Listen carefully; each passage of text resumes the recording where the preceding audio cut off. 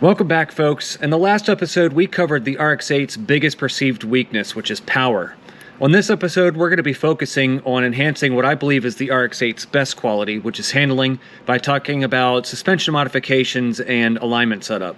Now, in my changes for 2026 video, I talked about the suspension setups that I've run over the years, ranging from stock to fairly high-end, so I'm only going to touch on the high points in this video. If you want more details, be sure to check out that previous video. Now, the RX-8 is blessed with what I think is one of the best factory suspensions to ever be put on a production car.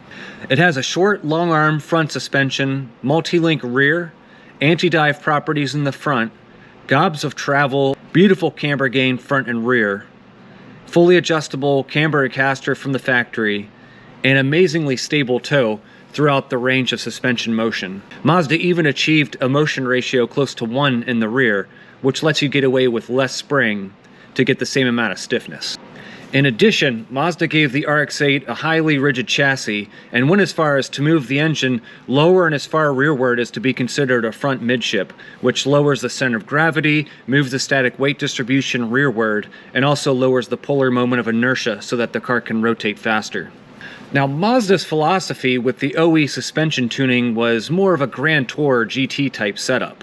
In racing conditions with high grip tires, what that means is a lot of body roll. Now, myself and others have raced RX-8s even in stock condition, and they do perfectly fine for beginners, and in fact I'd recommend most people just try out the RX-8 stock to first appreciate it as a baseline.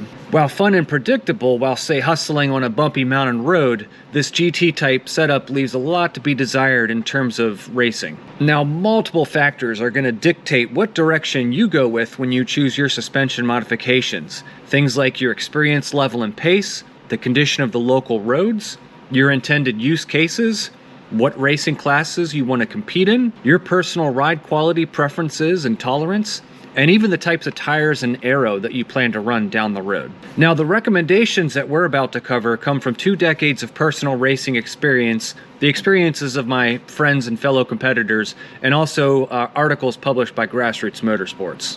Our first step is alignment. Performance alignment is perhaps the biggest bang for the buck that you can get for your car because it ultimately determines how effective the tires are at gripping the road. And it also ranges from being low cost to potentially free if you can do it at home, assuming no seized suspension adjusters. Now, I'm going to throw up a table here to discuss with everyone that includes my own recommendations, which differ a bit from the general RX-8 community recommendations, especially when it comes to the front-rear camber split. First off, if you're doing a purely street use case and you're running a street tire, I recommend a conservative alignment style. I would go maximum on the front caster, maximum on whatever OE front camber you can get and set the toe to 0. And I would set the rear camber to match the front along with 0 toe. With this setup, you're going to have low rolling resistance, good tire wear, but you are going to enhance the grip of the car by getting rid of some of the factory understeer that less front camber bias introduces. Moving on to the street and track recommendations, here I'm assuming that you're running a 200 tread wear or potentially a race tire.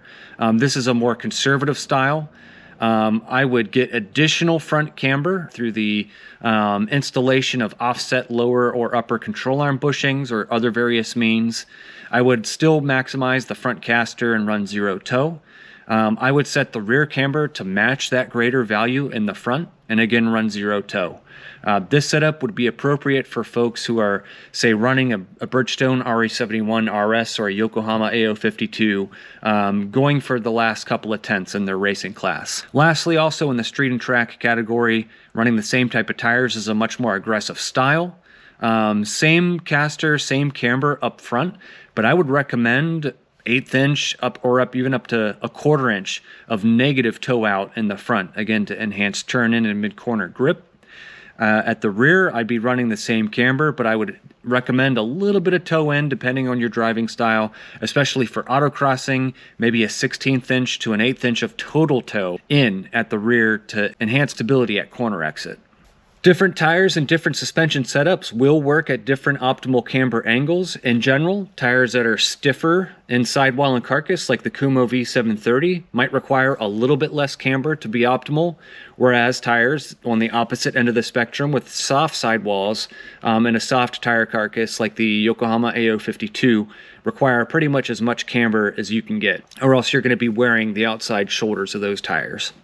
Now, a stock RX-8 might get 1.5 degrees negative up front, maybe close to 2 if you say run conies, which lower the car a little bit.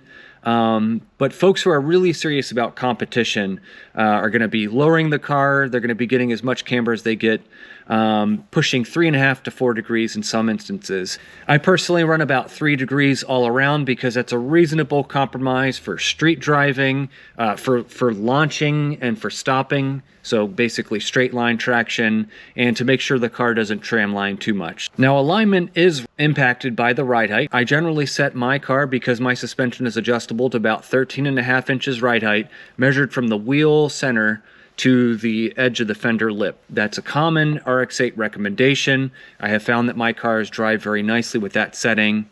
I've heard anecdotally that if you go below 13.5 inches of ride height, you can start to get in some undesirable suspension geometry ranges of motion, and you're more likely to bottom the tire out in the fender, you're more likely to bottom the car's body on the road, and you're more likely to hit basically anything that's laying in the roadway. Leave that hella flush slammed look to the hard parkers. Ugh. Brother, ugh. What's that? Another thing to keep in mind before you do an alignment is that if you have any planned suspension modifications down the road, swapping springs, dampers for instance, any changes to the ride height, that is going to probably impact the alignment, so you may want to first put on your hard goods before you go dial in that alignment. My next favorite modification is a front sway bar. Now, if you're sticking with the original equipment springs, simply re-drilling the factory bar with the hole a little bit closer to the pivot point does enable you to stiffen the factory bar a hair, and works pretty well with the factory springs. If you're stuck in, say, street class autocrossing C Street, which requires the factory springs to be retained, a better option than a huge front bar may be the Progress Suspension or Hotchkiss MX5 NC Miata bars, which are bigger than stock, but aren't so overkill that it'll seriously disrupt the handling balance. Now, assuming you're going to, or you've already upgraded the springs, I have used the Hotchkiss RX-8 front bar, and I'm currently using the Progress 32mm RX-8 version front bar. I have found that the bigger front bar works better as you start to go higher on spring rates, and it really helps the car to transition more sharply, and it tames some of the oversteer that you find with common aftermarket spring combinations. Sway bars are a low-cost, immediately noticeable enhancement to handling, and the data from Grassroots Motorsports backs up the effectiveness. Running a big front bar lets you run with suspension natural frequencies that are close to the split of what the RX-8 came from the factory, while still having a drivable balance. If you go low though with ride height, you may have to look into shorter end links so that the end link body, especially at the top, doesn't make contact with the damper body. Now, I run the factory Mazda RX-8 rear bar. Most setups should not require a bigger rear bar than stock. Worst case is you feel like you want a little more rear bar, you can drill an additional hole in the bar end to move that link inward to increase the stiffness a hair. But what I found is that running no rear bar, it does enhance the stability of the car, although you get a little bit more jacking up of the rear end in cornering, and you certainly get a little bit more understeer at corner exit trying to put the power down. I have run aftermarket bigger rear bars, and it just seems like it tends to make the car pretty much a loose handful and exacerbates inside wheel spin at corner exit. With all that said, I do run upgraded generic energy suspension polyurethane bushings in the rear to tighten up the factory bar hair. After alignment and a front sway bar, I'd suggest looking into springs and dampers. This is where Mazda went really soft from the factory and where there's a lot of opportunity for improvement. I'm going to break things down into 5 use cases that I'm showing here in this table. If your use case is purely street and you're running a street tire, what I might recommend for shocks is either the Bilstein B6, Mazda Speed Shock, or the Coney, and I would pair that with stock or maybe Racing Beat springs. Now, I have raced my car on the Bilstein B6 and stock spring combination. I've also raced it on the Bilstein B6 and Racing Beat spring combination. The car handled very, very nicely and set really respectable times with both of those setups.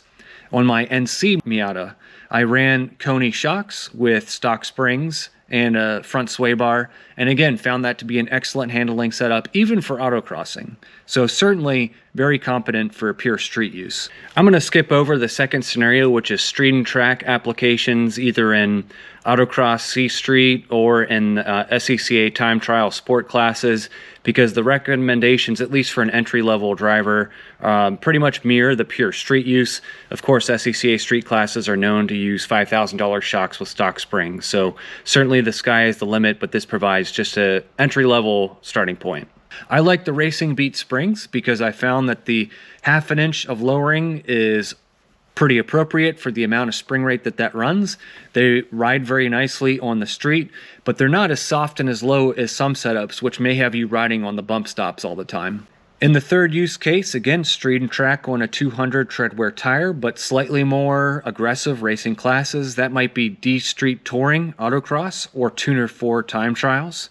At this point, I would recommend a better damper, maybe the Bilstein PSS kit, or maybe the Öhlins Road and Track off-the-shelf kit.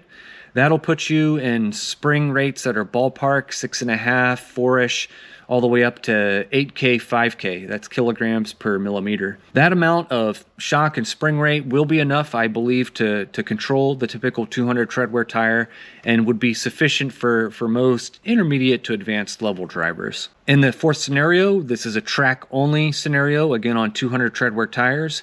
You might be running tuner, you might be running in street prepared, you might be in one of the modified autocross or time trials classes. Maybe at this point you can get away with the Öhlins off-the-shelf kit, but you're probably going to be beyond that at that point. What I found running in the upper ends of Tuner 4 and SCCA time trials was that the stock Öhlins was a bit soft in the front, so I did upgrade that to 10K front, 5K rear, and that worked out quite well for me.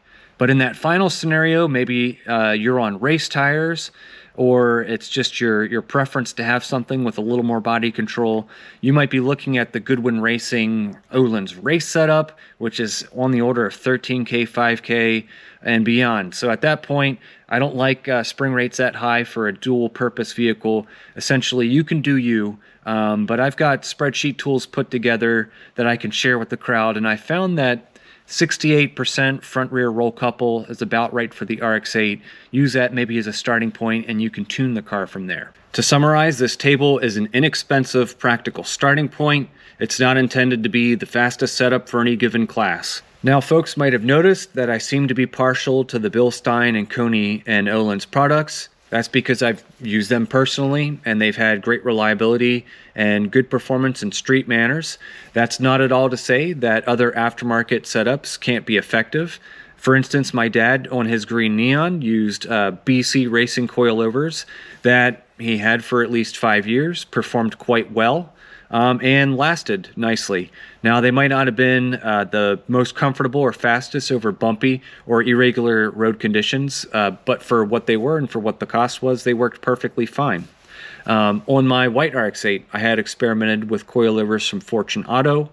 They have nowhere near the droop travel that the factory setup provides. But that said, on a smooth track, they worked pretty well and ran respectable lap times. It was really at the most extreme situations where there was significant road contours or the circuit or autocross lot was very, very bumpy that you would really notice the performance difference between a budget coilover kit and some of the higher end systems. The next table I'm going to present is a summary of ride frequencies, which take into account the vehicle sprung weight, unsprung weight, motion ratios, and also suspension geometry. Ride frequency is how you can compare the relative stiffness of two very, very different cars to each other. So what we're showing side by side are two tables from Race Comp Engineering and also one that I've prepared for the RX-8. What it indicates is that most street cars might be circa 1 Hertz natural frequency, A sporty car might be in the 1.25 hertz to 1.75 hertz range, and most serious track cars or autocross cars are going to be above 2 hertz. Now, I'm showing on the right the various natural frequencies that result from the various spring combinations on the RX-8.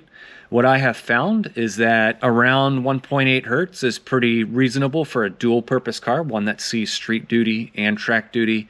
I have generally found on my old Integra, on my RX-8s, that as you start to push 2 hertz, you're going to start to run into some negative behaviors. What I mean by that is the car is more sensitive to the corner balancing. I feel like I can't brake quite as hard because the force on the tires is not usually quite as even. I found it's harder to get a good launch from the car. I found that it hurts grip and stability when the track is particularly bumpy. You are more likely to get inside rear wheel spin at corner exit because you have a little bit less droop. And I've basically found that the car is more sensitive when you're really attacking curbs on the circuit. Now, as tire technology keeps improving and modern street tires are outperforming the slicks of yesteryear, it is natural to expect natural frequencies to continue to increase to keep body movement in check.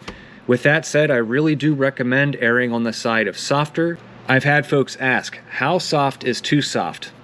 If your tires are hitting the fender liner, if the car's body is hitting the road,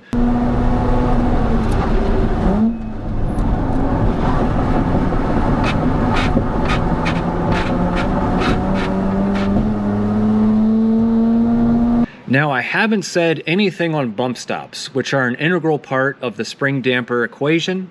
I could make an entire video dedicated to that topic. It turns out other smart people already have, so again, I'll leave a couple of links in the video description.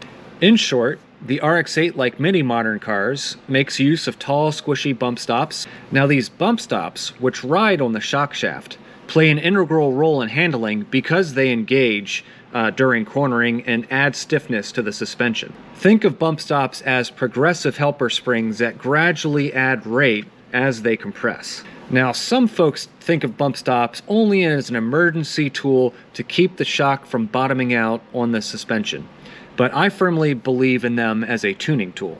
Right here, I'm showing a Honda Civic BASF rear bump stop that I've used successfully on NC Miatas and Mazda RX-8s.